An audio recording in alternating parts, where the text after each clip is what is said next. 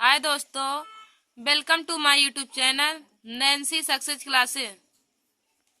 Finally आज class 10 का हिंदी का पेपर हो गया। तो दोस्तों आज हम आप सभी लोगों को हिंदी का पेपर सॉल्व करवाएंगे। देखिए दोस्तों, यह पेपर मेरी सिस्टर का है। वो अभी अभी पेपर देकर आ रही हैं, तो मैं आप लोगों को यह पेपर सॉल्व कराने जा रही हूँ। तो देखिए दोस्तों, सबसे पहले हम लोग बहुविकल्पी क्वेश्चन को करेंगे जो OMR शीट में भरना होता है। तो देखिए दोस्तों, हमारा पहला क्वेश्चन है, शुक्ल युगीन लेखक हैं। शुक्ल युगीन लेखक हैं यानी कि शुक्ल युग के लेखक कौन है? तो देखिए दोस्तों, इसका राइट आंसर हो जाएगा ऑप्शन नंबर बी यानी कि माखन लाल चतुर्वेदी शुक्ल युगीन लेखक हैं। तो हमारा राइट आंसर हो जाएगा option number B Makhan Lal Chaturvedi. हमारा दूसरा क्वेश्चन है, गुनाहों का देवता रचना की विधा है। गुनाहों का देवता रचना की विधा है। तो दोस्तों इसका राइट आंसर हो जाएगा ऑप्शन नंबर सी उपन्यास विधा। गुनाहों का देवता रचना की विधा है, तो इसका राइट आंसर हो जाएगा ऑप्शन नंबर सी उपन्यास विधा। देखिए दोस्तों, यदि आपको पूछा होता क्वेश्चन में कि गुनाहों का देवता रचना के लेखक कौन है, तो आप लगाते हैं धर्मवीर भारती। गुनाहों का देवता रचना के लेखक हैं धर्मवीर भारती, और गुनाहों का देवता रचना की विधा है, तो इसका राइट आंसर हो जाएगा ऑप्शन नंबर सी यानी कि उपन्यास विधा। हमारा तीसरा क्वेश्चन है, किशोरी लाल गोस्वामी की रचना है। किशोरी लाल गोस्वामी की रचना है। तो दोस्तों इसका राइट आंसर हो जाएगा ऑप्शन नंबर डी यानी कि इंदुमती। किशोरी लाल गोस्वामी की रचना है, तो हमारा राइट आंसर हो जाएगा option number D Indumati. Indumati कहानी के लेखक ही किशोरी लाल गोस्वामी हैं। हमारा चौथा क्वेश्चन है, ध्रुव स्वामिनी के लेखक हैं। ध्रुव स्वामिनी के लेखक हैं। तो दोस्तों इसका राइट आंसर हो जाएगा ऑप्शन नंबर ए यानी कि जयशंकर प्रसाद। ध्रुव स्वामिनी के लेखक हैं, तो इसका राइट आंसर हो जाएगा option number A Jaishankar Prasad. हमारा पांचवा क्वेश्चन है, संस्कृति और सभ्यता निबंध के रचनाकार हैं। संस्कृति और सभ्यता निबंध के निबंधकार हैं। तो दोस्तों इसका राइट आंसर हो जाएगा ऑप्शन नंबर बी श्याम सुंदर दास। संस्कृति और सभ्यता निबंध की निबंधकार हैं श्याम सुंदर दास, ऑप्शन नंबर बी। हमारा छठवां क्वेश्चन है, भाव विलास के रचयिता हैं। भाव विलास के रचयिता हैं। तो दोस्तों इसका राइट आंसर हो जाएगा कवि देव यानी कि ऑप्शन नंबर डी। तो दोस्तों भाव विलास के रचयिता हैं, तो इसका राइट आंसर हो जाएगा ऑप्शन नंबर डी कवि देव। हमारा सातवां क्वेश्चन है, रीति मुक्त काव्यधारा की रचना है। रीति मुक्त काव्यधारा की रचना है। तो दोस्तों इसका राइट आंसर हो जाएगा ऑप्शन नंबर बी यानी कि बिहारी सस्सई। रीति मुक्त काव्यधारा की रचना है, तो इसका राइट आंसर हो जाएगा ऑप्शन नंबर बी बिहारी सस्सई। दोस्तों हमारा अगला क्वेश्चन आठवां है, दूसरा तार सप्तक का प्रकाशन वर्ष है। दूसरा सप्तक का प्रकाशन वर्ष है। तो दोस्तों इसका राइट आंसर हो जाएगा ऑप्शन नंबर बी यानी कि 1951 ईस्वी में दूसरा तार सप्तक का प्रकाशन वर्ष है। तो इसका राइट आंसर हो जाएगा ऑप्शन नंबर बी यानी 1951 ईस्वी में। देखिए दोस्तों, पहला तार सप्तक का प्रकाशन वर्ष 1943, दूसरा 1951 और तीसरा 1959 ईस्वी में प्रकाशित हुआ था। तीनों तार सप्तकों में 8-8 साल का अंतर है। हमारा नौवां क्वेश्चन है, प्रगतिवाद युग के कवि हैं। प्रगतिवाद युग के कवि हैं। तो दोस्तों इसका राइट आंसर हो जाएगा option number B Prabhakar Machwe. प्रगतिवादी युग के कवि हैं, तो इसका राइट आंसर हो जाएगा option number B Prabhakar Machwe. दोस्तों हमारा 10वां क्वेश्चन है, महादेवी वर्मा की रचना है। महादेवी वर्मा की रचना है। तो इसका राइट आंसर हो जाएगा ऑप्शन नंबर सी पथ के साथी। देखिए दोस्तों, पथ के साथी रचना के लेखक महादेवी वर्मा जी हैं। तो महादेवी वर्मा की रचना है, तो इसका राइट आंसर हो जाएगा ऑप्शन नंबर सी पथ के साथी। हमारा 11वां क्वेश्चन है, बिंद के वासी उदासी तपोव्रतधारी महाविनु नारी दुखारे पंक्ति में कौन सा रस है? बिंद के वासी उदासी तपोव्रतधारी महाबिनु नारी दुखारे पंक्ति में कौन सा रस है? तो दोस्तों इसका राइट आंसर हो जाएगा ऑप्शन नंबर बी, यानी कि हास्य रस। बिंद के वासी उदासी तपोव्रतधारी महाबीनु नारी दुखारी में हास्य रस है। दोस्तों हमारा अगला क्वेश्चन है ब्रह्मा, जहाँ उपमेय में उपमान की समानता प्रकट की जाए वहाँ अलंकार होता है। जहाँ उपमेय में उपमान की समानता प्रकट की जाए वहाँ अलंकार होता है। तो दोस्तों इसका राइट आंसर हो जाएगा ऑप्शन नंबर ए, यानी कि उपमा अलंकार। जहाँ उपमेय में उपमान की समानता प्रकट की जाए वहां पर उपमा अलंकार होता है। हमारा 13वां क्वेश्चन है सोरठा छंद की दूसरे व चौथे चरण में मात्रा होती है। सोरठा छंद के दूसरे व चौथे चरण में मात्रा होती है। तो दोस्तों इसका राइट आंसर हो जाएगा ऑप्शन नंबर डी, 13-13। सोरठा छंद के दूसरे व चौथे चरण में मात्रा होती है तो 13-13। अब देखिए दोस्तों सोरठा छंद की प्रथम और तृतीय चरण में 11-11 और द्वितीय और चतुर्थ में 13-13 होती है। तो इसमें दूसरे और चौथे चरण में 13-13 मात्रा हो जाएगी, यानी कि इसका right answer option number D 13 हो जाएगा। हमारा अगला है 14वां, अपव्यय शब्द में उपसर्ग जुड़ा है। अपव्यय शब्द में उपसर्ग जुड़ा है। तो दोस्तों इसका राइट आंसर हो जाएगा अपव्यय शब्द में उपसर्ग है अप। देखिए दोस्तों अपव्यय का हम लोग जब संधि विच्छेद करेंगे तो हो जाएगा अप प्लस व्यय, तो अपव्यय में उपसर्ग हो जाएगा अप। हमारा 15वां क्वेश्चन है माता पिता में समास है। माता पिता में समास है। तो दोस्तों इसका राइट आंसर हो जाएगा ऑप्शन नंबर डी, द्वंद्व। देखिए दोस्तों माता और पिता का जब समास विग्रह किया जाएगा तो हो जाएगा माता और पिता।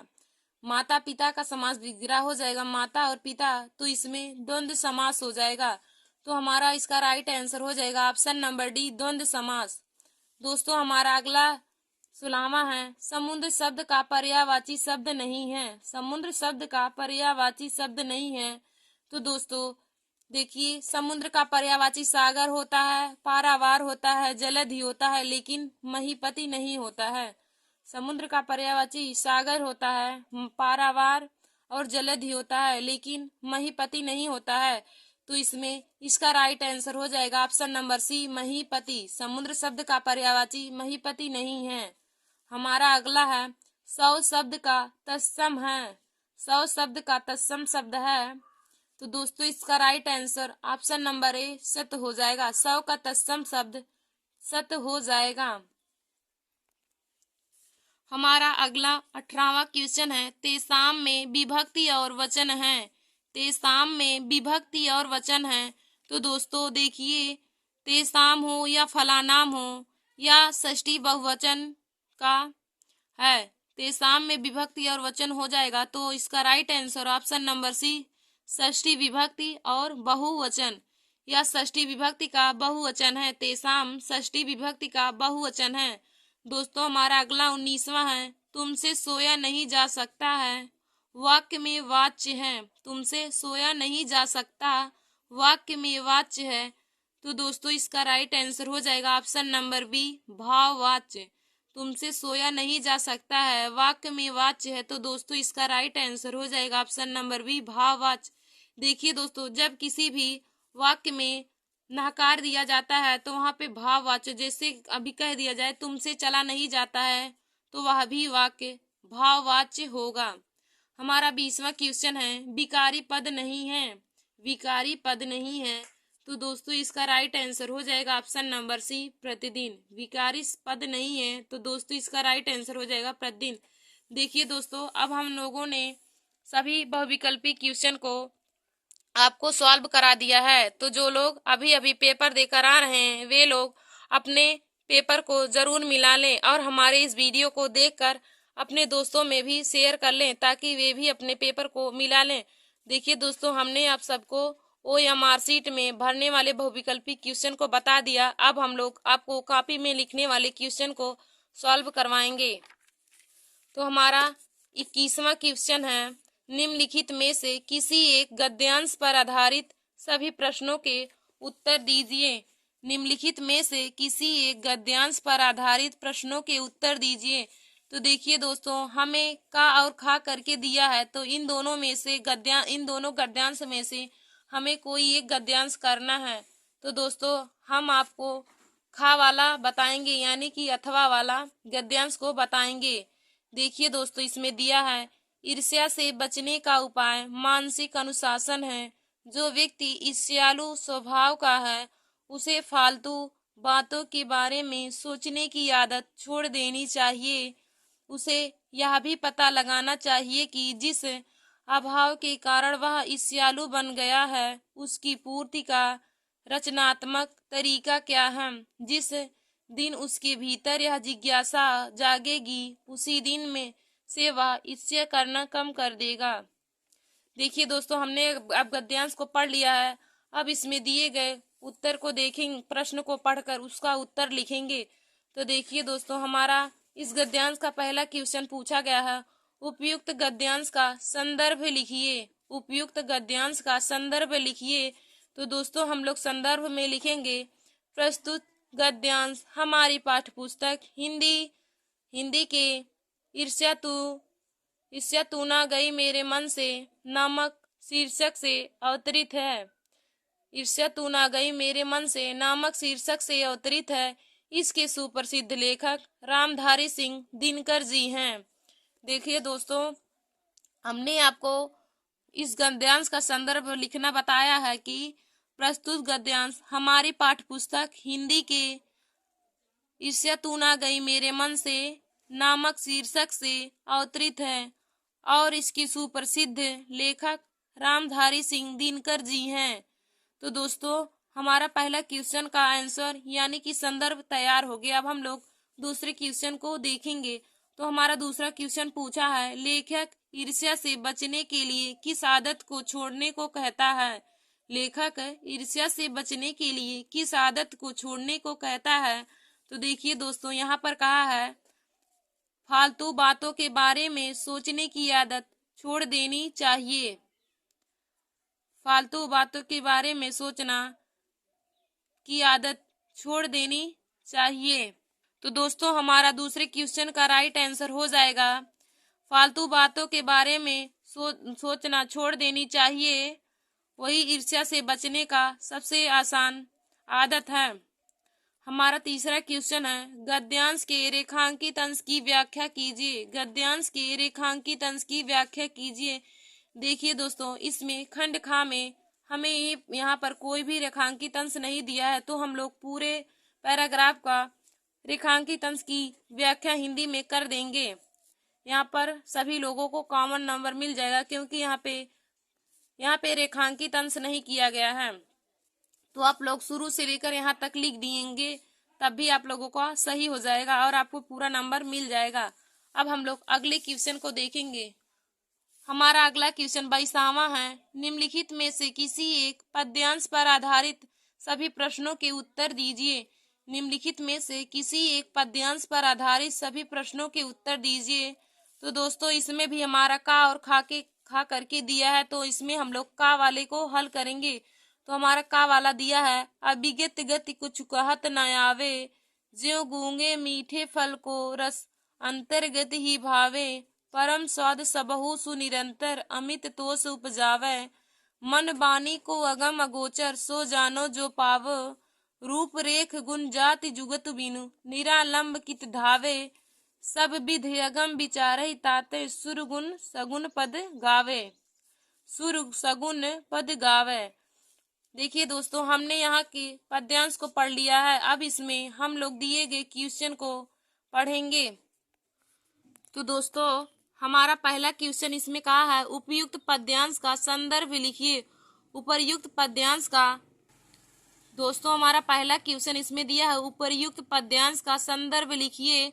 तो दोस्तों उपयुक्त पद्यांश का संदर्भ हम लोग ऐसे लिखेंगे, प्रस्तुत पद्यांश हमारी पाठ्य पुस्तक हिंदी पदखंड के पद नामक शीर्षक से अवतरित है।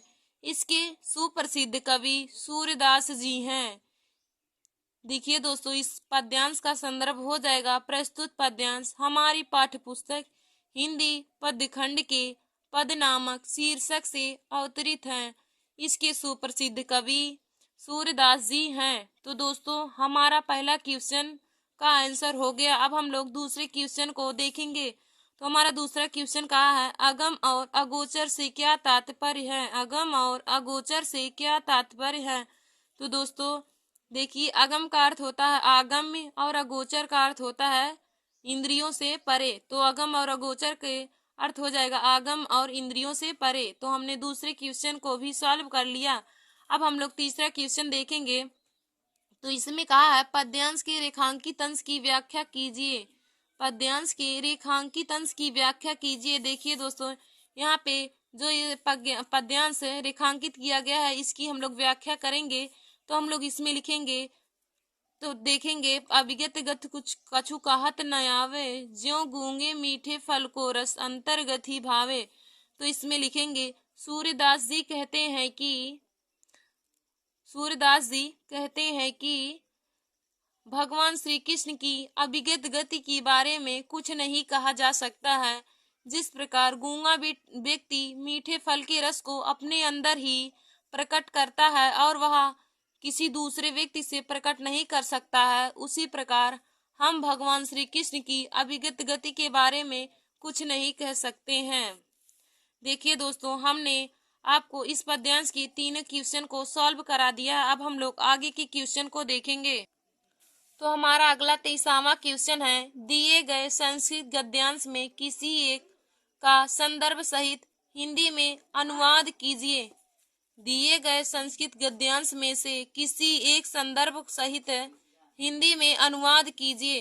तो देखिए दोस्तों, हमें इस दोनों गद्यांश में से किसी एक गद्यांश का जो संस्कृत में दिया है उसका हिंदी में अनुवाद करना है। तो दोस्तों यहाँ पे हम आप लोगों को खंड खा वाला यानी कि अथवा वाला गद्यांश का हिंदी में अनुवाद करना बताएंगे। तो देखिए दोस्तों, हमें इसमें संदर्भ भी लिखना है। तो हम लोग लिखेंगे, तो संदर्भ में लिखेंगे, प्रस्तुत गद्यांश हमारी पाठ्य पुस्तक हिंदी संस्कृत